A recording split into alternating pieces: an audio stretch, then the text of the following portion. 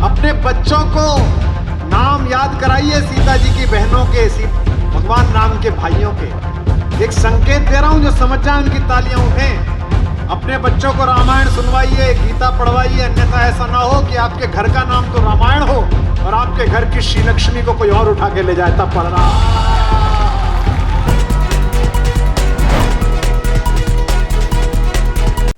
दोस्तों नमस्कार, मैं संजय मग्गू और मौजूद है देश रोजाना के डिजिटल मीडिया मंच पर। आजकल कुमार विश्वास चर्चाओं में है। अभी उन्होंने हाल ही में एक शब्द कहा, लफंगा। वैसे कुमार विश्वास कवि हैं, प्रोफेसर हैं, कथावाचक हैं, राजनेता भी हैं, पॉलिटिशियन होने का प्रयास उन्होंने किया, चुनाव भी लड़े। कुमार विश्वास कभी आरएसएस की विचारधारा पर दिखते हैं तो कभी कांग्रेसी नेताओं को महिमा मंडित करते हुए दिखते हैं। अब पिछले कुछ दिनों से उनका जो अंदाज है वो कुछ बदला बदला सा है।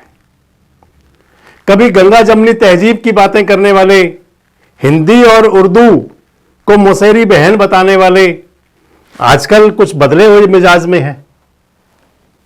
कुमार विश्वास ने पिछले दिनों तृणमूल कांग्रेस के सांसद और फिल्म अभिनेता शत्रुघ्न सिन्हा की बेटी, जो फिल्म अभिनेत्री हैं, उनके बारे में एक टिप्पणी की थी बिना नाम लिए हुए। और अब उन्होंने सैफ अली खान और उनकी जो धर्मपत्नी है करीना कपूर, उनकी संतान तैमूर पर टिप्पणी की है, वो नाम लेकर के की है।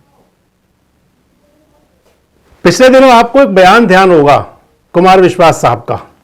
एक कवि सम्मेलन में थे और कवि सम्मेलन में कुमार विश्वास ने कहा कि घर का नाम तो रखेंगे रामायण, लेकिन घर की लक्ष्मी को कोई और ले जाएगा। उस बयान को लेकर के काफी हंगामा होना था, वो हुआ भी।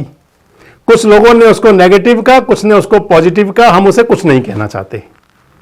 ये सबकी अपना विचार है कि उसको कोई नेगेटिव कहे, कोई पॉजिटिव कहे, क्योंकि हम उसको कहना इसलिए भी नहीं चाहते कि कुमार विश्वास साहब मात्र एक प्रसिद्धि लेने के लिए या अपना चर्चाओं में आने के लिए, हालांकि चर्चाओं में तो हम भी ला रहे हैं, हम वीडियो बना रहे हैं उनके लिए, लेकिन सबसे महत्वपूर्ण बात दोस्तों एक आ जाती है कि एक स्वघोषित जो विख्यात कवि हैं, स्वघोषित राष्ट्रीय कवि जो हैं, एक ऐसे आजकल कथावाचक के रोल में भी हैं, संत के रोल में भी, यानी कि कथावाचक वाचन का जो काम रहा है, उपदेश का काम संतों का रहा है, लेकिन पिछले काफी समय से कथावाचन एक पेशा बन चुका है। धार्मिक कथाओं का, चाहे वो किसी समाज की हो, धार्मिक कथाओं का वाचन करना, धार्मिक उपदेश भी मैं समझता हूं एक बिजनेस ऑक्यूपेशन बन चुका है, बिजनेस हो चुका है। तो आजकल कुमार साहब वो भी करते हैं। इसके साथ साथ आपके उनके पिछले कई बयान देखें। एक बयान था जिसके अंदर वो प्रधानमंत्री नरेंद्र मोदी के लिए कह रहे थे कि 56 इंच का सीना दिखाओ बांग्लादेश के मामले को लेकर के। एक दूसरे देश के साथ क्या संबंध होते हैं, क्या व्यवहार होता है, किस समय कब क्या करना होता है, कौन सी कूटनीति पर काम करना होता है, इसको करने के लिए सरकार के अंदर बहुत सारे महत्वपूर्ण पद होते हैं।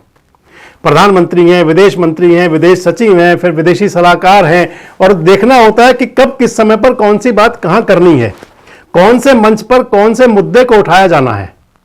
कई बार लगता कुछ और है, दिखता कुछ और है और हुआ कुछ और करता है। बांग्लादेश के मामले को लेकर के उन्होंने एक तरफ इंदिरा जी की तारीफ की और दूसरी तरफ प्रधानमंत्री जी के लिए भी कहा कि राफेल क्या हवा में उड़ाने के लिए, बच्चों को दिखाने के लिए हैं। ये जो सभी बातें दोस्तों हुआ करती हैं, ये चर्चा में आने के लिए, शोहरत में आने के लिए हो सकती है, लेकिन जब भी कभी किसी देश के साथ कोई बात आ जाती है तो फिर रणनीतिक मुद्दे हुआ करते हैं। खैर, बात आ रही थी कि कुमार विश्वास के जो आजकल के बयान हैं, उनका जो बयान था पहले वाला जो मैं आपको बता रहा था, हालांकि उन्होंने नाम नहीं लिया था, बाद में उन्होंने कहा भी कि मैंने तो किसी का नाम लिया नहीं, लेकिन इशारे इशारे में जो बात कह रहे थे कि रामायण और लक्ष्मी, क्योंकि सोनाक्षी सिन्हा ने जहीर खान के साथ अपनी शादी की, उन्होंने उनके साथ विवाह किया।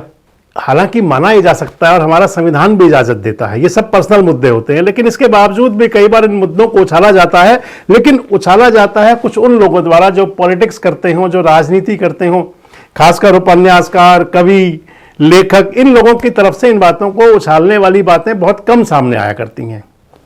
परंतु ना जाने कुमार विश्वास साहब के मन में क्या आया होगा कि उन्होंने उस बात को कहा और उसके बाद वो भी हाल ही में 4 दिन पहले मुरादाबाद के अंदर एक कवि सम्मेलन में थे, और उस कवि सम्मेलन के अंदर उन्होंने कहा कि फिल्म हम देखेंगे तुम्हारी, हीरो हीरोइन हम बनाएंगे तुम्हें, प्रसिद्धि हम देंगे तुम्हें, और इसके बाद तुम तीसरी शादी करके उससे जो औलाद पैदा होगी उसका नाम आप तैमूर रख दोगे, और इसके साथ साथ उन्होंने कहा कि एक बलात्कारी के नाम पर आप उसका नाम रख दोगे।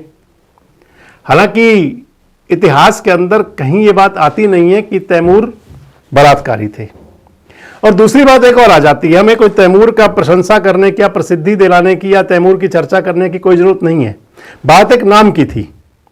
तैमूर का अगर आप अर्थ निकालते हैं, वो करीना कपूर ने भी कहा, उनका वो कल भी वो वायरल चल रहा था पुराना बयान, जिसके अंदर कि जब करीना कपूर और सैफ अली खान के जो पुत्र का जन्म हुआ उसका नाम जब तैमूर रखा गया, तो उस समय करीना कपूर ने कहा था कि किसी ने उसी समय पर भी, यानी कि 7 साल पहले कहा था करीना कपूर से कि आपने नाम ठीक नहीं रखा, और शायद जोड़ा होगा उसी शासक के साथ में।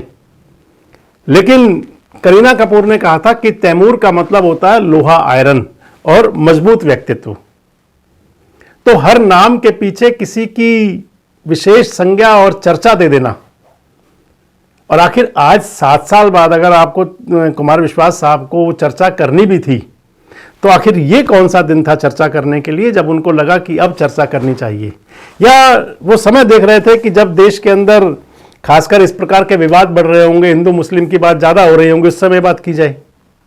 मैं इसलिए कह रहा था, हमें किसी पर आपत्ति नहीं है, कोई भी व्यक्ति कह सकता, लेकिन क्योंकि कुमार विश्वास एक कवि हैं, एक प्रोफेसर हैं, और एक प्रोफेसर को यानी कि शिक्षा के पेशे से, और फिर वो कवि, और कवि भी अव्वल दर्जे के, क्योंकि कुमार विश्वास साहब, मेरी भी कई, हमारे भी कई ऐसे कवियों से मुलाकात भी हुई है जिन्होंने कुमार विश्वास के साथ कविता वाचन भी किया है, और उसके अंदर बताते हैं कि उनका व्यवहार और बर्ताव किस प्रकार का रहा करता अपने जूनियर्स के साथ में।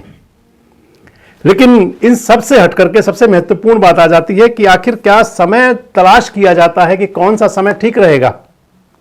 और दोस्तों एक बात और आ जाती है, सबसे महत्वपूर्ण बात यह आ जाती है, क्योंकि कुमार विश्वास के रूप में अगर देखा जाए तो कुमार विश्वास प्रोफेसर रहे हैं। प्रोफेसर खुद कहा करते हैं, वो प्रोफेसर रहते हुए उनको लगा कि नहीं, कोई और पेशा चुनना चाहिए। अब उनकी संतुष्टि नहीं हुई तो उसके बाद में वो फिर कवि बनते हैं। कवि बनकर के अन्ना हजारे के मंच पर भी दिखाई देते हैं, और उस मंच से फिर उनका पदार्पण होता है राजनीति के अंदर, आम आदमी पार्टी में।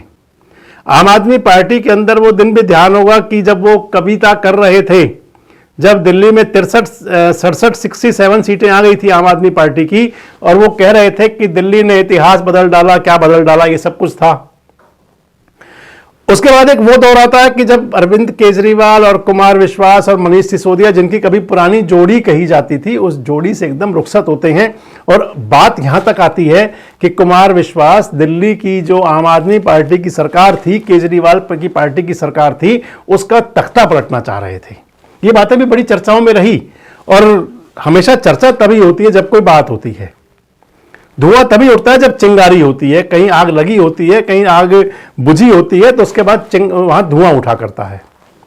तो जब उस पार्टी से उनकी रुखसती हुई या वो दूर हुए, ये तो अरविंद केजरीवाल साहब की पार्टी के जो लोग हैं वो बता सकते हैं, या फिर कुमार विश्वास बता सकते हैं। लेकिन आजकल जब उनका कहीं भी मौका लगता है तो वो आम आदमी पार्टी को पूरी तरह से गाली गलौज की भाषा तक भी हुआ करते हैं। उनका जो भाषा स्तर होता है वो किसी हद तक भी हो सकता है।